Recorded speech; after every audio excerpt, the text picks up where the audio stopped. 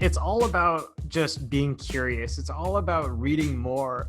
I could also see, this idea of going into the many different ways a bolt can fail, going down a very long path.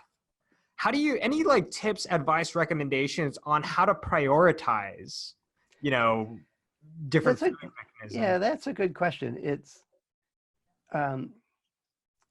usually there's, I mean, for vast majority of materials and equipment and items we use, like a motor, right? Well, what's the basic technology of that motor? A quick Google search will probably find a dozen articles that say, here's the top 5 ways these can fail, right?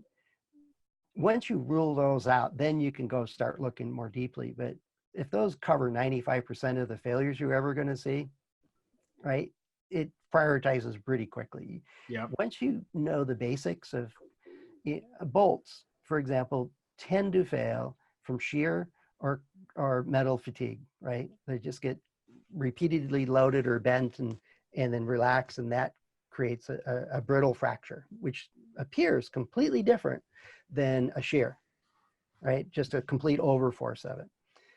But that's vast majority of them occur from one of those 2 ways.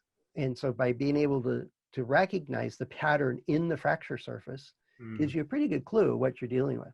And then you can go make some more measurements or do some more analysis of that structure to figure out what are you going to do about it. But electrolytic capacitors, right? They fail through dielectric breakthrough. The dielectric layer eventually erodes away, and they will all fail that way eventually.